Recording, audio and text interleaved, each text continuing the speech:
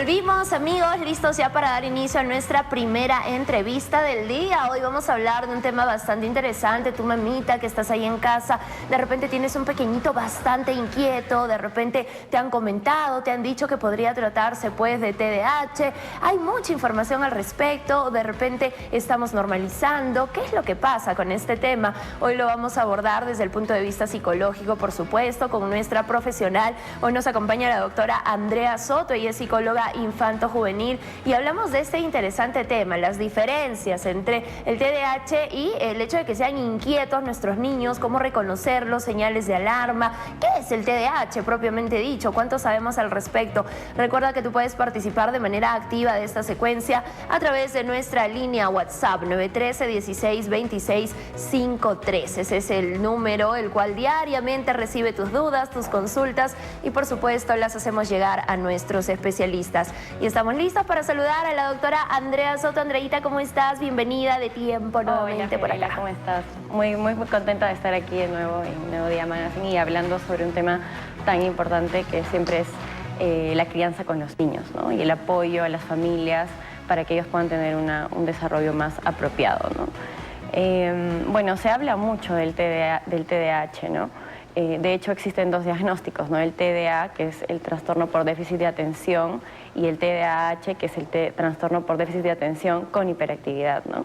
Entonces, en ambos casos vemos que hay muchas funciones a nivel cerebral o conexiones neuronales que no se están dando de la forma adecuada, porque hay como una inhibición en la parte de la corteza prefrontal, y eso hace que a los niños les cueste como estar concentrados, que les cueste prestar atención, y en otros casos cuando hay hiperactividad viene esta inquietud, ¿no? Entonces, pero cuando hablamos de este trastorno, muchas veces se ha considerado como una enfermedad, ¿no? Yo he escuchado de todo, ¿no? Pero en realidad esto conlleva también dentro de todo el espectro, o sea, porque en realidad es una deficiencia del cerebro, pero en sí no es que sea enteramente genético, ¿no? Porque a veces se piensa eso, ¿no? O sea, que sí es verdad que si tu padre o tu madre tienen trastorno por déficit de atención, hay mucha predisposición genética, ¿no? Pero no significa que el trastorno se dé solamente por el contexto genético, ¿no? Sino que también hay una parte, digamos, del entorno, que sería como el contexto en el que el niño se desenvuelve, el apego, la sintonía que los padres desarrollan con el niño, que puede potenciar esa vulnerabilidad en el niño para que el trastorno se desarrolle de una mejor o no manera, ¿no? O sea, en el desarrollo del niño. Entonces, por eso es muy importante ir reconociendo cómo también nosotros podemos ayudar desde casa, ¿no? Porque yo sé, y también porque yo soy psicóloga y trabajo mucho de la mano de los psiquiatras también, a veces veo como mucho ese temor a la medicación, ¿no? O sea, como prefiero llevar todo este tiempo de terapia y ver cómo va avanzando y luego ya puedo adentrarme en un medicamento, ¿no? Sí es verdad, estos medicamentos no generan, digamos, dependencia, son medicamentos que son psicoestimulantes, ¿no? Que como te decía, yo una vez leí en un libro una analogía muy bonita que decía que es como que te encuentres en una carretera, en una calle que tiene muchas intersecciones, ¿no? Y en el centro hay un guardián que es el que te va a indicar cuando tengas que ir de norte a sur y de este a oeste para como que haya orden, ¿no?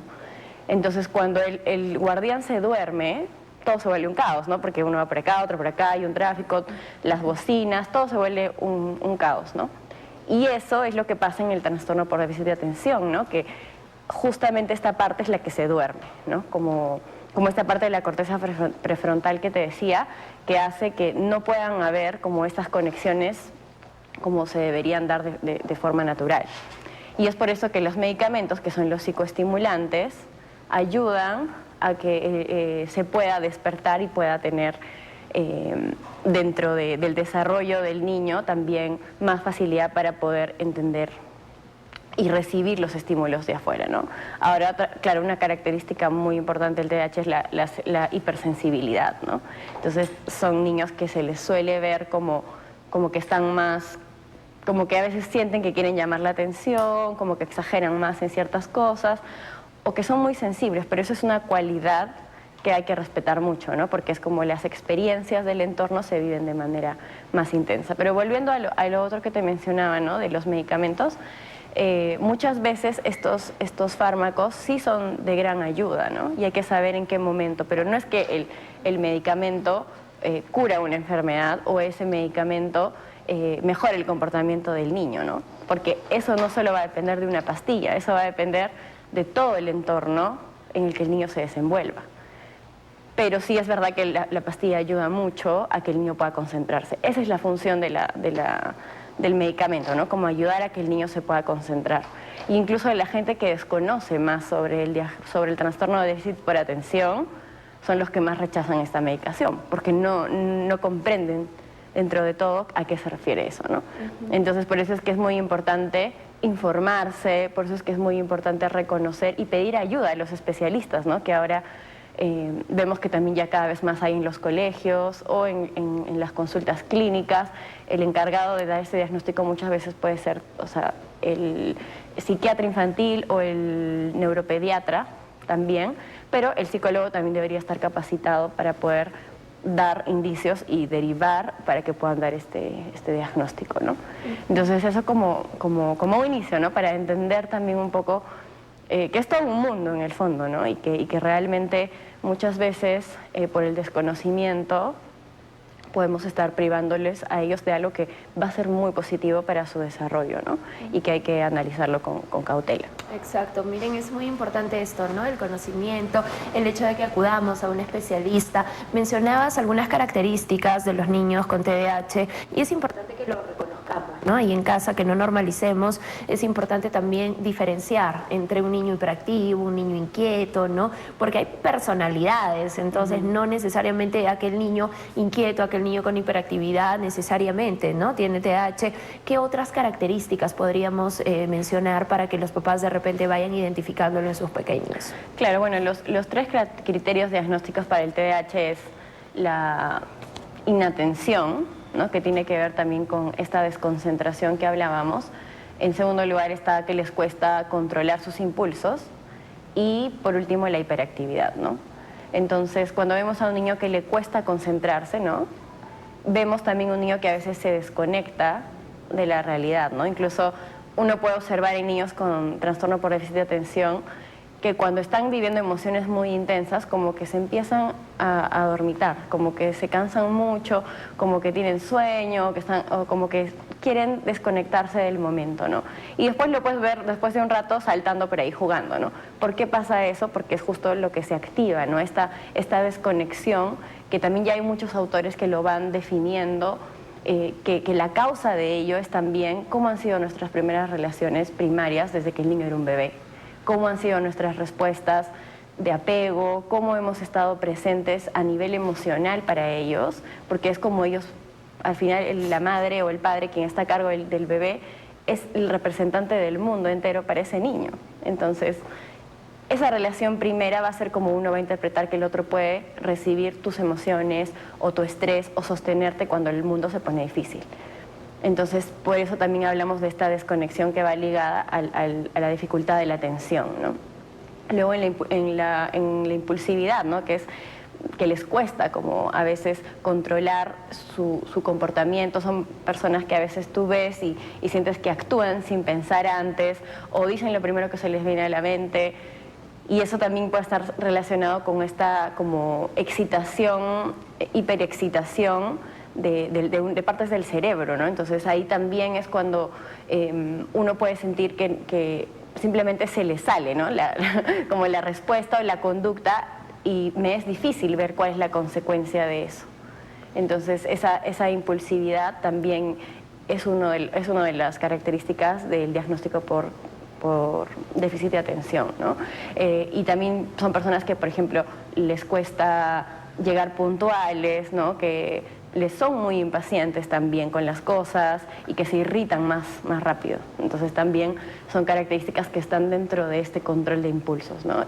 Y la hiperactividad también puede tener que ver con este exceso de movimiento, esta inquietud que tú decías, ¿no? Al comienzo me preguntabas por los niños inquietos Y claro, los niños inquietos entrarían de repente en esta categoría, ¿no? Cuando hay un diagnóstico por déficit de atención con hiperactividad. Y ahí es donde vemos a niños que necesitan, como no pueden estar mucho tiempo sentados, incluso en los casos más severos de TDAH, podemos ver personas adultas que no pueden terminar de ver una película sentados en un sillón, o no pueden terminar de leer un libro, o no pueden, o esto que estás hablando con una persona y como que la mirada siempre está como buscando algo. Ajá. Eso también habla de como esta hiperactividad, ¿no? Que en el fondo es un poco de ansiedad, ¿no? Y también, o sea, creo que todos estos síntomas, como decía este autor, Gabor Maté, tienen que ver también mucho con esta hipersensibilidad que te decía. Y eso es lo que se hereda genéticamente, ¿no? Eso sí se hereda, como el temperamento sensible, que es más reactivo emocionalmente. Es decir, lo que para mí de repente fue un comentario X, para esa persona fue muy personal, o para esa persona fue muy intenso cómo vivió esa experiencia, que para nosotros podría parecer como muy exagerada, ¿no? Entonces, y a veces las personas que no entienden esto hacen que estas personas con esta deficiencia, con esta condición, sufren, o sea, sufren en el entorno. Y eso se puede ver también cuando lo vemos como simplemente algo del comportamiento y no algo que va por debajo de ese comportamiento, ¿no? Entonces podríamos decir que esas son como las cualidades principales, ¿no? La desconcentración, falta de atención, el control de impulsos y la hiperactividad. Perfecto, a estar atentos entonces. Nos mencionabas de esta pastillita, ¿no? Que básicamente va a ayudar a que ellos puedan concentrarse. ¿Cómo es la ingesta? ¿Por cuánto tiempo? Muchas veces los papás, ¿no? Y me incluyo, ya cuando nos dicen va a haber medicación de por medio, como que nos preocupa un poco, ¿no? El tema del tiempo, si es que va a traer algún tipo de consecuencia o no. ¿Cómo lo manejamos, Andrea? Claro, bueno, eso va a depender de cada caso y en realidad eso lo prescribe el psiquiatra, ¿no? O sea, el psicólogo no puede dar una prescripción farmacológica, pero normalmente suelen ser dosis bajas. O sea, en verdad no depende tanto de la edad del niño, ¿no? O sea, puede ser un niño pequeño que consuma una cantidad mayor a la de un adulto, pero va a depender de cada persona, ¿no? Entonces, en realidad, el desarrollo de los niños con estas pastillas y también va a depender mucho de qué tan disponible está el niño para recibir esa medicación. Porque ahí también juega un doble rol de decirle al niño como lo que tú tienes o eres es un problema, o eres un niño malo, Claro. ¿no? Entonces, ¿cómo abordamos eso con los niños? ¿Cómo les explicamos que eso va a ser un plus a que ellos se puedan concentrar mejor, a que les vaya mejor en el colegio? Eso es lo que realmente va a ayudarlos a que se puedan motivar y aceptar un tratamiento que pueda ser en beneficio de ellos, ¿no? Por eso es que también es tan importante respetar, ¿no? También como informar y hacerlos parte de lo que está sucediendo, ¿no? Porque otra característica del trastorno por TDAH es como dar la contra, diríamos, ¿no? Como lo llaman como esta actitud de contravoluntad, que tú le dices, o sea, mientras más le exiges que haga algo, menos lo va a hacer. Mientras más le pidas que él ordene su cuarto, menos lo va a hacer, porque es como que siente que hay un control, o sea, como un dominio presión, ¿no? Y una presión en ese comportamiento. Entonces su manera de decir, no quiero verme, o sea, sobrepasado en mi voluntad, es esta contravoluntad. Entonces cuando el adulto lo entiende y sabe que también tiene que dar el espacio tanto al niño como al adolescente para que pueda también hacerse cargo y de las consecuencias de esos actos, porque obviamente hay cosas que los adultos tienen que marcar como límites, ¿no? Y obviamente hay decisiones que no pueden tomar los niños ni tampoco los adolescentes. Pero hay otras en las que sí debemos dejarlos a ellos que se den cuenta de qué consecuencias trae esos actos y ellos solitos van a ir mejorando sus formas de comportamiento, ¿no? Como por ejemplo puede ser el hacer las tareas, el tener que ordenar su cuarto o el llegar puntual. Esas son cosas que nosotros deberíamos dejarlos a ellos, que sean conscientes y responsables de las consecuencias de no hacerlo. Porque si yo estoy ahí todo el tiempo atrás diciéndole, entonces no estoy dejando que ese niño sea responsable de lo que tiene que hacer y que esa motivación para hacer las cosas venga o de una persona externa y no de esa motivación intrínseca que sale de la persona, de lo más profundo, ¿no? Perfecto, atentos, atentos con este tema, amigos. Y si ustedes tienen alguna duda, alguna consulta que nos quieran hacer llegar, que quieran compartirla con la doctora, por supuesto, y recibir respuesta, escríbenos a nuestra línea WhatsApp 913-162653. Ahí estamos esperando sus dudas, sus consultas. Siempre es lindo poder compartir e interactuar con ustedes, así es que ya saben, la línea WhatsApp está totalmente abierta. Abordábamos un tema importante, Andreita, cómo explicarles a ellos lo que les está pasando, cómo es que ellos lo tienen que tomar de la mejor manera, ¿no? Sin estigmatizarlos, sin juzgarlos, sin hacerles sentir de que están mal, ¿no? Claro, y este es un problema que se nota mucho en las escuelas, por ejemplo, y también en los padres, ¿no? Entonces, creo que lo más importante va a poder ser ayudar a los niños y a los adolescentes que tienen este diagnóstico, a que ellos también sean conscientes que es algo que es parte de su forma de ser, como todos somos distintos y únicos, ¿no? O sea, a veces yo me he tenido que reunir con profesores o personales educativos que muchas veces hablan de esto como un mal comportamiento, ¿no? Y de repente no están capacitados lo suficiente como para tener los métodos de enseñanza necesarios donde respeten estas diferencias. Y muchas veces esas formas, esos métodos educativos lo hacen como que el niño pueda sentirse de alguna forma etiquetado o que se vea eso como un mal comportamiento donde el niño sigue reafirmando esa sensación de hay algo malo en mí, no soy bueno, y eso bloquea al niño totalmente a través de la vergüenza. Entonces, por eso creo que tiene que ver mucho con explicarles también que todos somos diferentes, ¿no? Y que simplemente en nuestras conexiones cerebrales puede haber, así como te lo expliqué con los carros, o sea, podría tal cual explicárselo a un niño, a un adolescente y decirle que en realidad, o sea, todo está dentro de uno, ¿no? El desarrollo, desarrollar mi potencial va a estar dentro de mí, ¿no? Pero yo te voy a dar estas herramientas para que tú lo puedas hacer lo mejor posible. Y mientras más yo suelte ese control y le dé a él esa capacidad de descubrirse a sí mismo, entonces va a ser mucho más fácil que ese niño lo haga en un entorno seguro. Perfecto, Andreita. Ya nos van llegando nuestras consultas, las consultas de nuestro público, a nuestra línea WhatsApp. Vamos con la primera. Dice, quisiera saber si hay algún sitio del Estado que hagan evaluación del TDAH y cuál es la diferencia entre el TDAH y el TEA. Ok. Bueno, como mencionamos, los neuropediatras y los psiquiatras infantiles son los encargados de dar estos diagnósticos. Del Estado no conozco mucho, la verdad. Tendría que investigar un poco más, pero sí sé que hay este centro bien conocido en Lima que es CEPAL, y ellos hacen los diagnósticos de dificultades y trastornos del aprendizaje, ¿sí? Y bueno, la diferencia la hemos explicado un poco, ¿no? O sea, el TDAH es el diagnóstico por déficit de atención con hiperactividad, mientras que el TDAH es solamente el déficit por atención. O sea, le sumamos a ese diagnóstico en sí, que ya tiene la dificultad de la atención, le cuesta controlar sus impulsos y es una persona sensible ante los estímulos del entorno.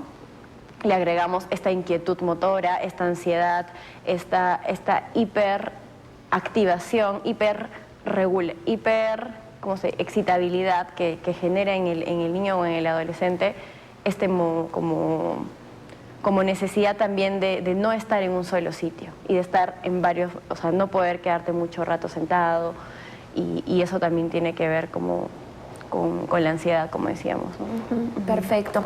Vamos con la siguiente consulta. Dice, buen día, cuando era niño mi hijo presentaba ese comportamiento de TDAH, pero por desconocimiento él no ha recibido ningún tratamiento. Ahora que es ya un jovencito, observo que aún tiene alguna de esas actitudes. ¿Qué puedo hacer? Les escribe Giovanna de Yanaguara. Gracias, Giovanita.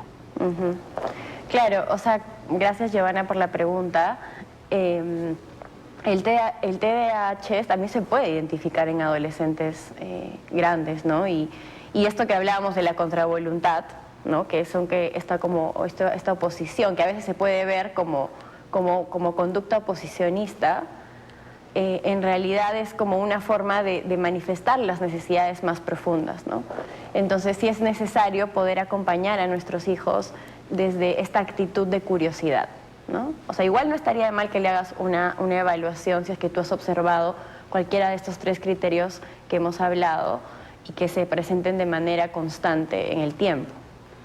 Pero algo que te puede ayudar mucho para la relación con tu hijo, si es que tiene este trastorno, esta deficiencia en su cerebro, podría ser esta actitud de curiosidad, ¿no? De poder ir más allá de los comportamientos externos para también poder ir a las motivaciones o a las intenciones de ese comportamiento, ¿no? Porque a veces ellos hacen lo opuesto a lo que quieren que tú hagas con ellos, ¿no? Si te dejan parados ahí hablando y se van, es porque ellos quieren que tú vayas detrás de ellos porque necesitan ese nivel de conexión, pero no saben cómo pedirlo ni cómo manejar esa intensidad de las emociones, ¿no?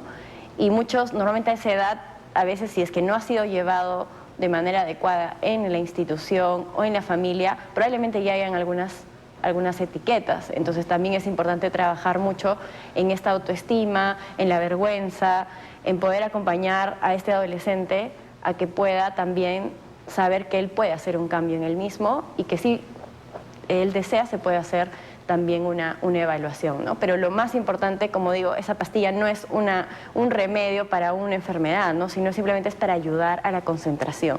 Mientras que todo el desarrollo que conlleva este diagnóstico no se trabaja solo con la medicación, sino se trabaja con el entorno, con la familia, con el colegio y con las personas que rodean a esta persona y lo ayudan a desarrollar esa motivación intrínseca. Perfecto, Andreita, gracias por la respuesta. Vamos con la siguiente consulta, nos escribe Sofía. Buenos días, soy Sofía de Caima. ¿Qué diferencia hay con el autismo? Gracias Sofía por escribirnos. Wow, eso sí sería otra charla, porque realmente, bueno, el autismo tiene muchas otras... Bueno, pueden haber 2 personas con autismo que tienen diferentes sintomatología muy distinta, ¿no? Entonces, lo que sí podemos decir en lo que se parecen son que son... digamos, es una condición también donde hay varias áreas afectadas del aprendizaje. En el autismo lo que más podemos notar es esta falta de comunicación con el entorno, también como estos rituales repetitivos, ¿no? de hacer cosas de una misma forma y que eso sea constante, la ausencia a veces del contacto visual, ¿no? Y que también tiene que ver mucho con el lenguaje. Entonces, ahí, claro, son otras condiciones y el abordaje, o sea, las áreas de, digamos, de dificultad son, algunas podrían ser parecidas como de repente la parte de las habilidades sociales, ¿no? Porque en los trastornos por déficit de atención también tienen dificultades en la parte social, porque muchas veces, como decíamos, son etiquetados, a veces por esta impulsividad también son muy habladores, ¿no? Hablan mucho o buscan mucho la atención de los otros y no respetan los límites físicos. Entonces se te cuelgan, es esos niños que los sientes como un poco invasivos en tu espacio personal.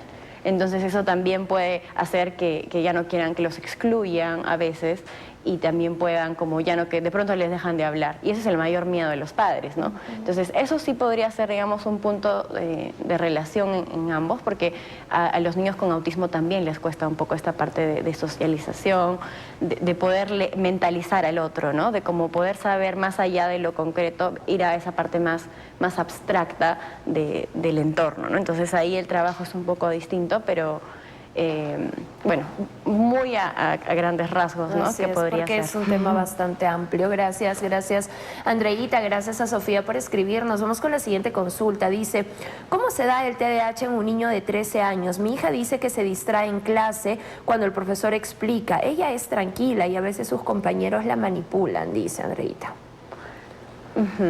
Bueno, los adolescentes con TDAH no distan tanto de un adolescente, digamos, que no tiene el diagnóstico, ¿no? Muchas veces se sienten que no son escuchados, que no son comprendidos. Puede haber como mucho esta confrontación también entre lo que ellos desean y lo que los adultos también quieren para ellos.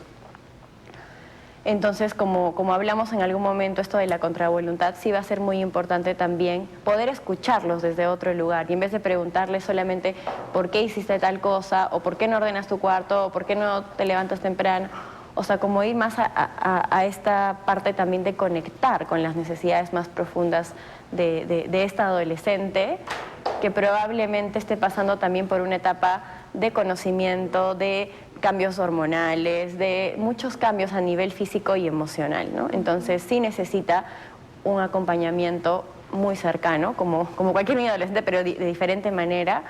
Y si eso no lo hemos venido desarrollando desde que eran muy pequeños, nunca es tarde para hacerlo, ¿ya? Porque siempre se puede seguir trabajando en crear nuevos modelos de funcionamiento interno, como les decimos, nuevos circuitos cerebrales que estén basados en esa relación sana, en ese veo tus necesidades, me importa lo que te pasa, y no voy a juzgar tu comportamiento solo porque no quieres cumplir con un deber, porque mi función no es controlarte, sino mi función es ayudarte a que tú mismo te des cuenta qué cosas pueden ser beneficiosas para ti y qué otras no.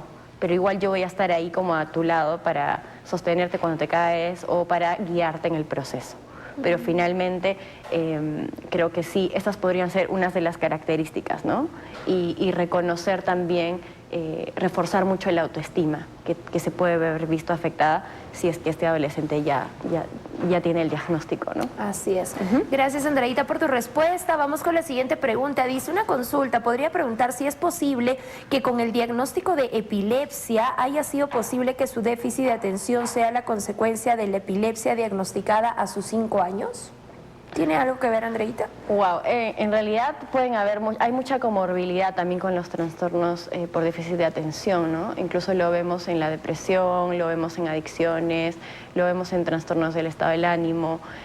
Quizás no específicamente que a raíz de eso se haya generado, sí, pero podría ser que ese trastorno por déficit de atención es como que está en potencia y en algún momento sale, ¿no? Y como hablábamos, ¿te acuerdas de este temperamento más hipersensible? Entonces, eventos de la vida que puedan sucedernos, que para mí podrían ser algo, digamos, ya difícil, para un niño con déficit de atención va a ser mucho más intenso por esta hipersensibilidad.